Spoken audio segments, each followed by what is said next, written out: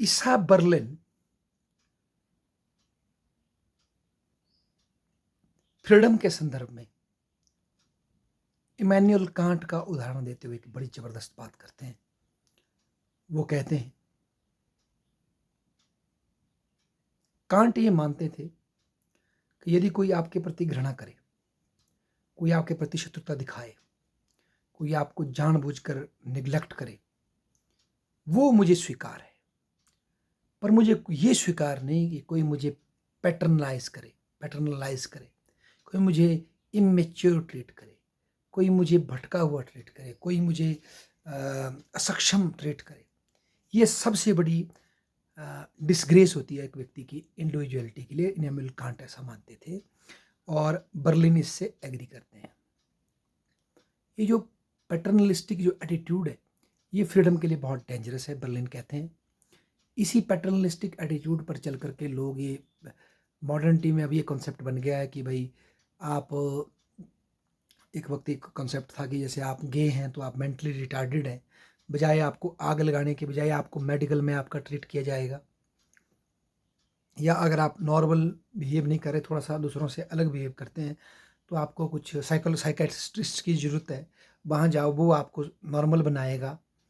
तो इस तरह का जो एक नॉर्मल करना लोगों का, उनको एक सांचे में डालना, और उसके लिए सबसे पहले एक ह्यूमन की बिहेवियर की डेफिनेशन को डिफाइन करना, ये अपने आप में प्रॉब्लमेटिक है, ऐसा बर्लिन कहते हैं। क्योंकि बर्लिन ये भी मानते हैं, उनका विजन इतना बड़ा, वो ये मानते हैं किसी भी पॉलिटिकल थ्योरी के बेस में ह्यूमन की डेफिनेशन ही होती है, चाहे वो प्रो मार्केट थ्योरी हो, लिबर्टेरियन थ्योरी हो या कम्युनिस्ट हो।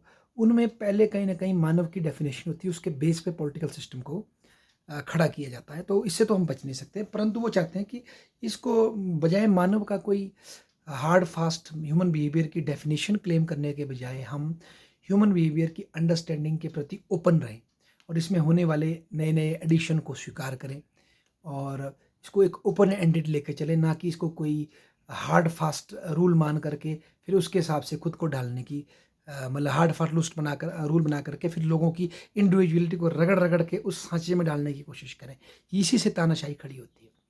इसी तरह का पैटर्नलिस्टिक एटीट्यूड हमारे बर्लिन कहते हैं, वो कॉलोनियल पावरों ने दिखाया कि ये जो भारत के जो ये काले ब्राउन चमड़ी के लोग हैं, ये काले लोग हैं, इन्हें नहीं पता कि इनके लिए क्या अच्छा है। हम सिविलाइज्ड गोरे लोग हैं, हम इन्हें सभ्य बनाएंगे, हमारा शासन इनकी भलाई में ही है, लॉन्ग टर्म में। इनको भी समझ ना आ रहा हो, पर हम जो शासन कर रहे हैं लॉन्ग टर्म में इनकी भलाई में होगा।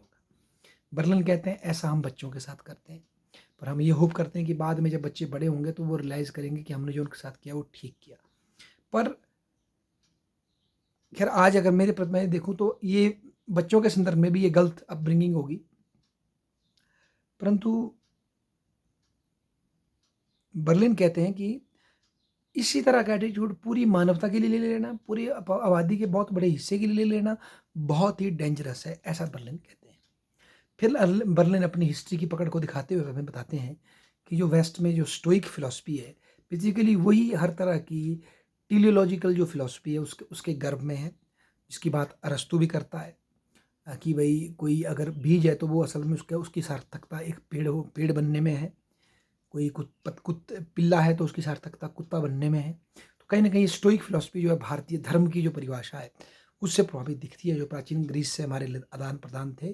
क्योंकि धर्म में भी हमें कहते हैं कि यदि आप शिक्षक है तो आपकी सार्थकता उस गुरु धर्म को निभाने में है, मतलब जो आपका गुण है उसको सार्थक करने में है, और हर व्यक्ति का अपना गुण है। उसी तरह से टीलियोलॉजिकल डेफिनेशन भी चलती है, और ये स्टोइक्स ने सबसे ज़्यादा प्रेरित की। और बेसिकली ये हमारा बर्लिन कहता है ये एंटी पॉलिटिकल भी है कुछ हद तक, क्योंकि जब आपने पहले से ही डिफाइन कर लिया कि आपके अंदर कुछ इनहेरेंट गुण है, तो आपकी चॉइस कहाँ है? आपने ये तय कर लिया कि मैं गुरु ही, मुझे शिक्षक ही बनना है, और तो इसमें आपने अपनी जो एक ट्रैकर बनने की, एक इंजीनियर बनने की पॉसिबिलिटीज आपने शट कर ली। वास्तविक फ्रीडम वो है जहां आपके पास चुनाव का रियल अवसर है, फिर आप चुनते हो। चुनते क्या हो वो महत्वपूर्ण नहीं, पर आप चुनाव करते हो कि नहीं करते वो ज़्यादा महत्वपूर्ण है बर्लिन के परिप्रेक्ष्य से। इसीलिए वो टीलियोलॉजिकल आइडियोलॉजी को नहीं मानता, जो कि वो मानता है यूरोप में स्टोइक्स से शुरू होती है। बाद में आप देखें हीगल भी उसी तरह के एक जाइजिस्ट की बात करता है, एक फिनोमिनल मतलब एक ऐसी यूनिवर्सल पावर की बात करता है जो कि राष्ट्र के रूप में उभर कर सामने आ रही है, और उसको फॉलो करना, उसको मेटरलाइज करना आपकी जिम्मेदारी है। इसमें रास्ते में कितनी बाधाएं हैं वो मैटर नहीं करती। तो ये सब डिक्टेटरशिप का मार्ग सशक्त करती है, ऐसा हमारे बर्लिन जी मानते हैं। उसके बाद बर्लिन ये भी बोलते हैं कि देखिए, मॉडर्न टाइम में जो ये कुछ फुको से भी अंडरस्टैंडिंग उनकी मैच होती है कि मॉडर्न टाइम में मानव को ये रियलाइज़ हुआ कि अगर कोई होमोसेक्सुअल है तो वो ज़रूरी नहीं है कि वो मतलब वो कोई बिगड़ा हुआ इंसान है, वो विकेड आदमी है ना? कोई चोरी कर रहा है तो क्या कारण है उसका, कोई क्रिमिनल है उसका क्या कारण है? तो हम उसको बेटर अंडरस्टैंड कर रहे हैं कि लोगों की वो परिस्थितियाँ जो मानव को बुरा बनाती है, उनको समझ के लोगों में सुधार करना। ये लिबरल एंगल से हमें एक वो मिल रहा है, पॉजिटिव। इसका लाभ ये हुआ है कि अब हम, कोई मेंटली डिप्रेस्ड है तो उसको साइकियाट्रिस्ट के पास ले जाते हैं। कोई अगर गरीबी की वजह से चोरी कर रहा है तो उसकी उस समस्या को समझने की कोशिश करते हैं। ये चीज़ तो हम करते हैं, पर इसमें कहीं न कहीं इसमें नुकसान ये है, हम ये मान रहे हैं कि हर एक आदमी को मोल्ड करके अच्छा बनाया जा सकता है। एक ही सांचे में अच्छे की एक सांचे में डाला जा सकता है, जो कि कहीं न कहीं उन आदमियों की जो इंडिविजुअलिटी है, उनकी जो अपनी पर्सनल कैरेक्टरिस्टिक्स है, उसको भी तो हर्ट कर रहा है। कहीं न कहीं आप मानव को एक मतलब मोम की तरह मान रहे हैं, उसको जिस सांचे में डालो वो वैसा ही डल जाएगा। तो इसमें व्यक्ति की अपनी जो ऑटोनॉमी, अपनी जो चॉइसेस है, वो खत्म हो जाएगी इससे। और अब मॉडर्न पॉलिटिकल थ्योरी जो है अब ज़्यादा इस तरफ को जा रही है, जो वोकिज़्म जो आज हम बात कर रहे हैं, ये बात हमारे बर्लिन ने काफ़ी पहले बता दी थी कि अब आप ज़्यादा इधर को स्लांट कर रहे हैं, ज़्यादा लोगों के सर्कमस्टांसेस के हिसाब से लोगों की परिस्थितियों को समझने की कोशिश कर रहे हैं, उनके एक्शंस को समझने की कोशिश कर रहे हैं।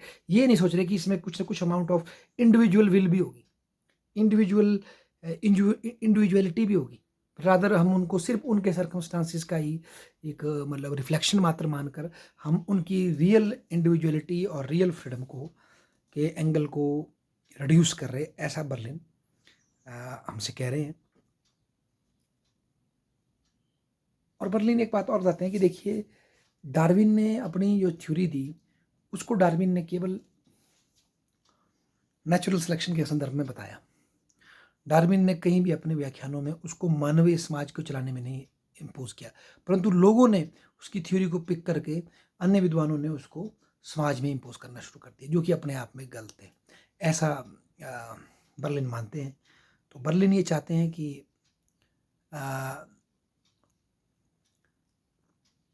तार्किकता, रैशनैलिटी, इसका प्रयोग करते हुए फ्रीडम को बचाने का प्रयास किया जाए, और मानव के ह्यूमन नेचर की एज सच कोई हार्ड फास्ट डेफिनेशन क्रिएट नहीं की जा सकती। अगर की जाएगी तो उसमें कहीं ना कहीं जो उस पर आधारित आइडियोलॉजी होगी उसको फायदा होगा, ऐसा बर्लिन कहते हैं। धन्यवाद।